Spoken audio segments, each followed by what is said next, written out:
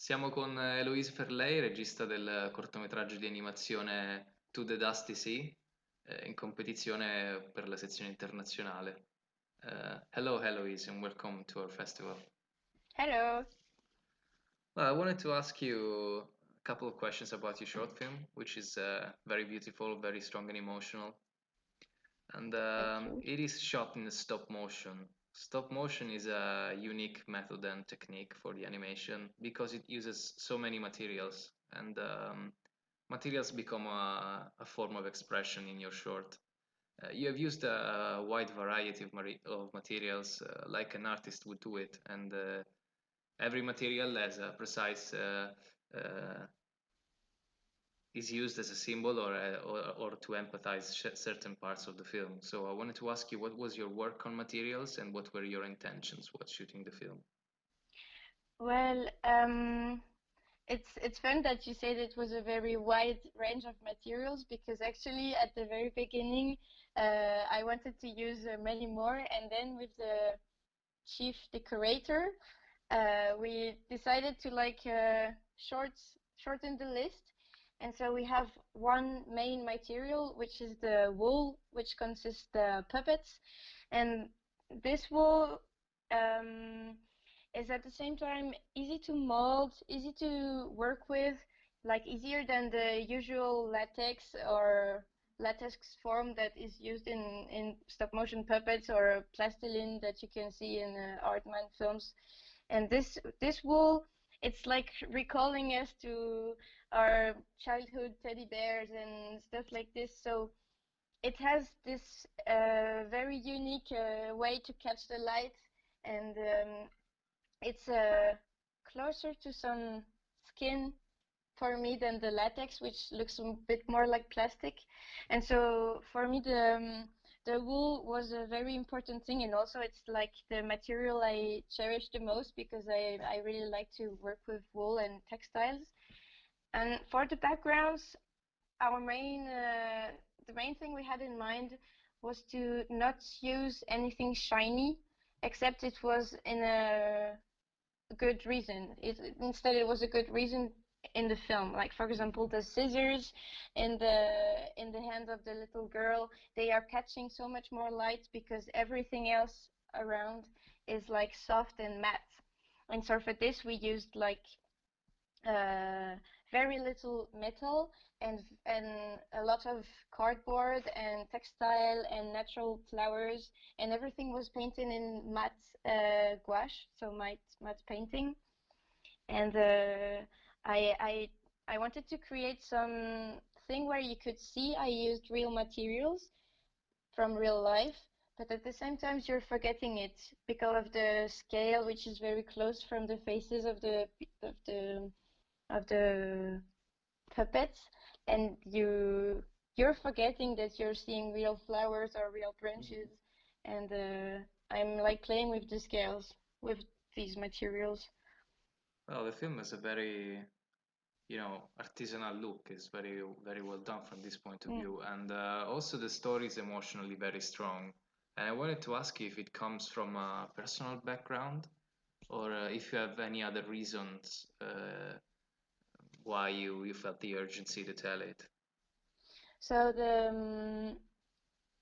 I built the story from the original idea from the middle of the movie, which is the sequence in the kitchen where the children are fighting over what's in their plates.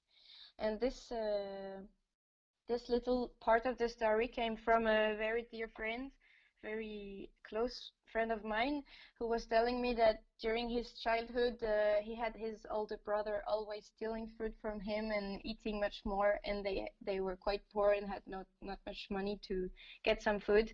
And I was very impressed by this moment of life, and I could see in those two grown men what impact this everyday life as a child action had on them, and I was quite marked by this, and I decided to build my story around this scene, which happens in the like end of first part of the film. And then I built everything around my characters, and it came I didn't have a line to build it and to write it, but I was like sculpting it, I guess. And also, I had a car accident while the writing, and this car accident came like inside the story Wow. at an instant. I was like, okay, I have to tell this. I already had like the car, and they were going to traveling, and I was searching for my ending, and it came like this. Wow. In And fact, the scene of the car crash is visually very, very creative and effective. mm, And I would have loved to know how did you envision it first, and you answered, I think, that your yes, experience was affecting it. actually, it was my experience, and um, like it's my graduation movie, so I was still at school while the shoot and creation of this film, and it's not so much of a like a classic narrative school. It's more like experimental visual school, and this kind of animation is very much like the scene of the accident is more often in the works of the other students, and so I grew up during my study years in this environment of experimental, and I knew this was possible, and I knew this could be very, very powerful, and I was keen to put it inside my quite natural and narrative story. So I had made another movie in this kind of experimental visual stuff, and while creating it, I was thinking of what I felt when I had the accident. It was very long in my head, and I was really having mixed feelings. Like I had this optimism where I was, okay, maybe I can put my wheels back on the road, and maybe I can try it. You can fight for it.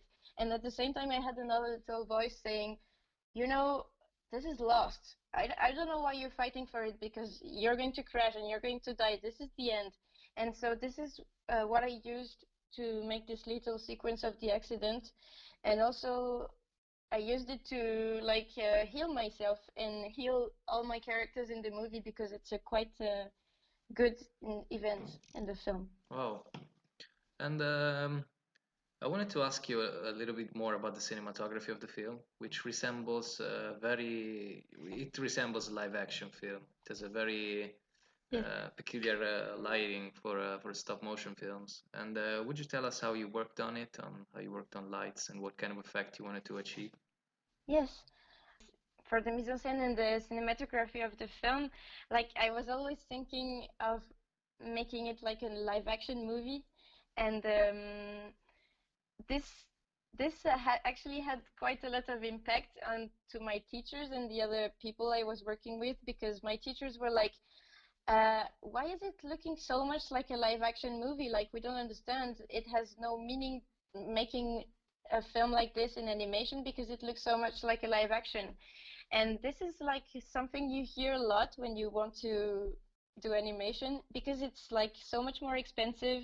It can be so much more expensive than making a live action. So you have like to justify that you chose this expensive technique, and expensive in money or expensive in time. And so, and I quite disagree with this questioning, because for me, we have to make cinema. We have to like deal with emotions and cinematography. And when you make an animation movie, you have so much to think and to work and to do with the technique, that you tend, I have the feeling, to forget that you're doing a movie with montage and continuity and actions and good acting and everything. So this was my main thing I had in mind when I was doing the film, and actually I'm convinced of this for the maybe future movies and for the movies I'm watching and I'm liking. Yeah, I agree with your choice. I think it worked out Thank you. very well. And also for the lights and for the like the woman who DOP'd my film is also a student.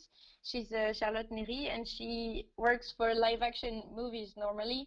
And also Federico Trazi, who did the lights with her, is totally a live action technician. So these two live action, and actually even the set designer is it was the first time he was working for an animation, so all this crew I gathered, it was not on purpose, I guess, but they helped me with this purpose to make a film But that looked like live action. how were the proportions, the scale of the film? um Actually the exact scale is 1/6. Okay, And so it was pretty I can big. show you. It's quite big, yes. So the puppets are like big like this. Okay. So you can see. But I had like 2 or 3 shots in the film which were very wide, and for this I had to make little puppets, like very Wow. tiny. So Okay. this is like the same. This is for the end scene when he's in the. Can you see this? Yes, When sure. he's in the sea, and you can compare. So this is more like a 1/33. Wow. And this I worked with Hugo Chaplon, which is the set designer, to achieve all of this different scale. So we had to make 2 little houses, the big one and the small one, and the sea was shot in very wide too. Well, there was a So lot of work involved. And yes, it was a it lot of looks work. like you have a very precise idea of what you're doing. So I wanted to ask you the question that I'm asking to everybody this year. And it is, what is your idea of cinema? And what do you think you can add as an author of the future to the film panorama? And is animation your present and future technique, or you have other plans for the future? Well, I will answer the easy one first, and it's the last one, which I guess animation is my technique because it's the one I studied, it's the one I love, and I think I will make future films in animation. But I also think that my love of the narrative and the good acting and the people will, I don't know, I could, I guess, direct maybe or work inside a live action movie, so I'm not close to this at all, but I don't think I will make 2D animations because I'm not so good at drawing. But my idea of cinema and what I could add, well, I think we could see this with the lockdown and how much we needed to have our computers and watch films to escape. So really, I'm not going to invent anything with what I'm going to say, but cinema is is a very great art with like storytelling and showing lives of other people and showing things you don't know and maybe showing things you know and you can relate but have are a little bit different. And I think watching movies and you're always going to get bigger and know a bit more about life. And this is really what I seek when I watch movies and when I'm loving cinema. It's for getting pieces of life from other people and also to be able to identify myself into other people and other story. And it's like building empathy, and empathy for me it's like the future. We need empathy to make better things. And what I can add, I don't know so much, but the thing I'm feeling I need to do movies because this I don't know if I could do anything else. But the thing I know is that it gives me some kind of power and it gives me some kind of responsibility to try and represent the guys and the girls and the people and the situations that we don't see so often or that we don't know so often.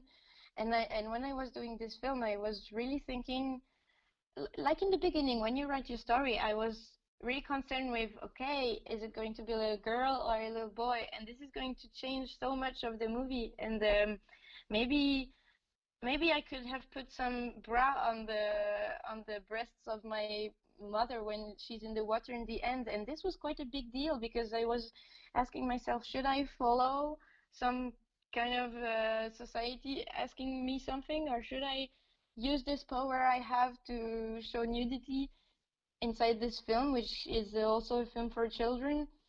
And maybe you haven't noticed, it's a very little detail, but the mother, she's not shaved under her arms, and very happy to have put those little details. And at the same time, I don't want this to be the main part of what you're watching. So I guess it's not me, but it's everyone. When you make movies, you've got this kind of responsibility. Okay, And I hope so I will make some more. yeah, and good luck for your future work, of course. Yeah, thank you. Well, thank you for this beautiful interview, and I wanted to tell you good luck for the international Thanks. competition, and also I hope you will join us in the next years. And Yes, it would be great. greetings I, from all the staff I'm of the festival. Thank you for joining us. so Okay. thank you very much.